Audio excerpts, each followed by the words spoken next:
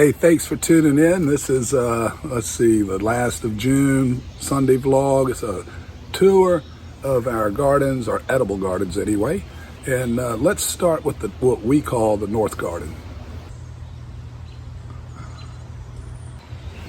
The old North Garden. First one we put in 2004, 22 years ago. My dad helped me set this up. Of course, it didn't look anything like this back then. It's 22 years later, y'all. There's a hedge of Rose of Sharon. Started with 2, and they kind of self-seeded, and there you go. I do need to chop that back this year, but it brings in pollinators and even hummingbirds. Pretty cool. So it's pretty much in 4 quads. I have a cross in the middle. This is one of 2 tomato beds. I'll focus on one particular tomato here. We have 3 varieties of tomatoes. This is an Estiva. And you see how it makes a rack of slicing tomatoes. First year growing it, I like it so far. We haven't had any to eat yet. That's also an Estiva. And this is what's called a Destiny F1. Determinate. Getting a little heavy there.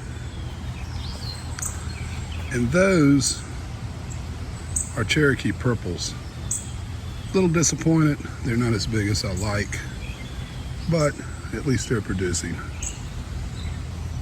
Now over there, this is Northwest. Right now it's a little pepper patch. Those are sweet, and like pimento and shishito, bell, sweet banana. You see 2 cages. One is for butter beans, and the other is more cucumber. Cherokee black beans back there with some dill, some more amaranth, some strawberries, a little bit of everything. This was an experiment, and the question's answered. There's not enough sun for tomatoes to thrive. Now I did just put the shade cloth back on because the summer sun was just destroying these cucumbers. This one, it looks kind of like a straight 8. It's called the General. Female only though, so this is a Bush Space Master, I believe. So that one is needed so this one can grow some fruit. We just had a little shower. And that reminds me, some people out there that claim it's okay to water overhead in the summertime. And if you're in my zone, it's hot and humid. You're just introducing an environment where you're going to get fungus, bacteria, all kinds of stuff going on. This cannot be helped. Of course, it was cool earlier, the wind blew. It's dried off pretty quickly. I'll show you something when we get to the shed bed related to that conversation. Yeah, that's our oldest garden there. Next up, it would be our 3rd garden, is raised beds over here in the west.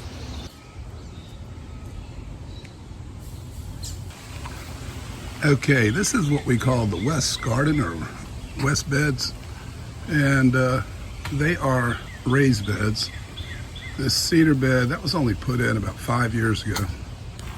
The grapevine back there, I got a story on that, but the original grapevine, now that goes back about 13 years. So a little variety. We still have some collards and curly green mustard rolling. But I got a pumpkin start in there. Now that is a pimento pepper, but this is primarily hot. That's a jalapeno. That's a daddle, which is similar to Tabasco. By the way, butterfly weed. And this one is a Carolina Reaper. Now that I bought as a start. It was $2. Thought, I'll give her a shot. And these stone beds, see the leeks, lavender and hyssop. And then the grapevine. This is my baby. I killed the mother, spraying for grass on the other side of this fence. Killed the mother, but this had rooted itself. It was maybe a foot. And so I babied it. It's been 3 years, and we're back in the grape business. These are Concords. And if you were raised in a Baptist church and took communion, you know what these taste like. And they are delicious, just one pop. Ooh, excellent grape. Let's turn back around. This cedar bed, I think this is year 5. And there you go. She's falling apart. So I'm probably gonna get a pallet of this flagstone and rebuild it. One of my fall projects of many. I just love this spot though because it gets the morning sun. Then about 3 o'clock, it's shaded. So it's really, I mean, a raised bed, you know, you want it to stay moist, so don't really want it out in the full sun all day long, running my water bill up. That's why there's a mulch on there. Yeah, those cedar beds, nah, going to stone. Now let's do a little ugly tour. This is the shed bed. This was actually the second garden I built, and well, take a look. All right, the shed bed. This is an old one as well. Yeah, it's back probably 2008 or so. And again, it's been in many configurations. I can tell you this ditch right here, we call this the North Trench. It is just a high performer. So, back to rain. This was not on purpose. I knew I had to tie them. I had on vacation, I came back, my back was hurting me. I've got arthritis in the back, if you didn't know that. And so I said, oh, yeah, I'll get to that. Well, there you go. Too late, they got too heavy because this trench produces. It's kind of comical, really. I mean, this is not how you want to grow tomatoes, but good Lord. Look at the number of tomatoes in there, man. However, you can see it just rained. Fortunately, it wasn't a downpour for hours because now it's hot and humid. That will introduce fungus, all kinds of issues, bacterial. You just want to avoid that. At this point, it is what it is. We're just crossing our fingers. Over here, summer squash. Pulled some zucchini and yellow squash off there this morning. Now in the back, over here under this Christmas tree, that's literally what that is. That's an outdoor Christmas tree you strand the lights on. Now this does okay, and that's cucumber in there, 2 variety. This no longer performs because this tree keeps out too much sun. And then in the afternoon, that side, you know, over here doesn't get a lot of sun. So if anything grows here, we're lucky, especially summer-wise. I mean, obviously you can grow lettuce and radish and stuff, but for nightshades, So why did I put stuff there? Because I had extra tomatoes. This is our primary, well, it's our second primary tomato bed, but it's a disaster. Sorry to laugh. I mean, you gotta laugh. All right, a bad year in the garden is better than having a job. That's the way I look at it. So we'll see. Hopefully, we have pulled some tomatoes already off of this one. This is that Defiant. It's about what they get to. Good little paster. I'll take it. You'll see carrots in this video all over. Beth absolutely loves carrots, so I just put them here, there, and everywhere.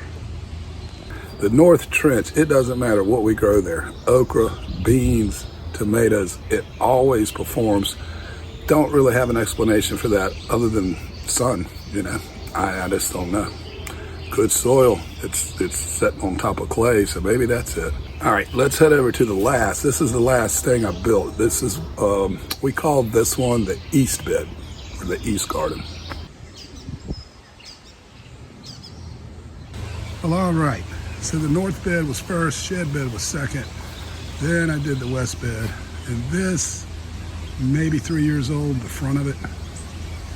Always had berries in the back up against the fence, but didn't grow anything at ground here until a few years ago. So I got a little trellis. This is a slow spot because it gets a lot of shade in the morning, then it gets blitzed with sun in the afternoon. So that impacts its growth rate. But those tomatoes are supposed to be small. Those are sunrise sauce tomatoes, so can't really judge on that. The beans, though, you know, given when I planted them, they should be more robust than they are, but they're getting there. So I did run a little cantaloupe on the ground over there, another experiment. That's a small vining cantaloupe. I think it gets maybe 3 or 4 feet. It blooms, but we don't have any fruit yet. This mess, by the way, that was all Daikon. You can see all kinds of trash growing in there. That is to build up some topsoil. That pretty much was flat on top of clay. So we'll expand the garden out. And, you know, this year I would have put lima beans in there, bush style, but it wasn't ready. Next time. Now this is the very last thing I built back in the winter.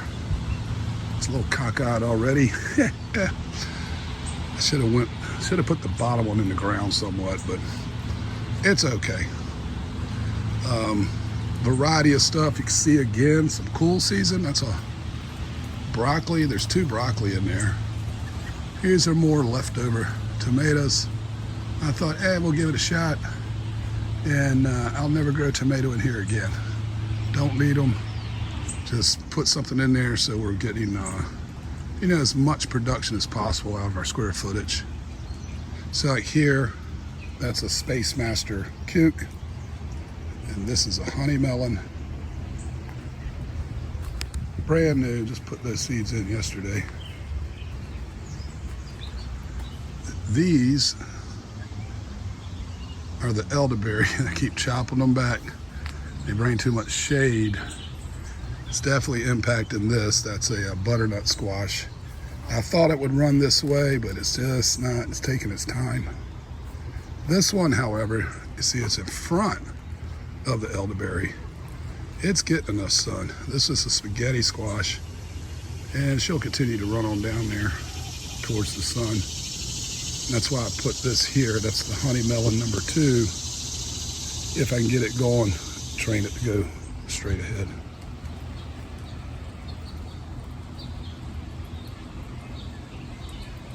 And that's precisely what that's for. That's our robin bird bath. Keep a little fountain on it to move that water. We're in mosquito land around here. And then here is the elderberry we're going to keep. But a lot of those heads are 50% berry and 50% bare. I think they're just dropping. I want to show you one more thing before we get back over there on the patio. That pollinator garden. Now we've grown any number of things in here. That's a pink lady blueberry there in that barrel. This is a fig tree, most of which died after last year, but it's still living. You see volunteer Sweet 100s. The original Sweet 100 plant goes back to 2018, 8 years. We just let it reseed. If you garden, you know, they'll produce more than you'll ever want. And there's a dozen of them in there, so we just let it blend in with the pollinators, like that zinnia. That's a volunteer zinnia. Everything in the front here is volunteer. When you move back, most of the zinnia and marigold I grew by seed this year. There's also some feather celosia that's going to come in once it gets heated up. But there's also a bunch of Virginia copperleaf. They look very similar when they're younger. And we've been fighting that copperleaf forever. There's this robin that likes to follow me around, especially when I'm watering. He likes to worm. I'm sure that's the one that was bathing in the back. He's waiting for me to dig up something so he can have a worm.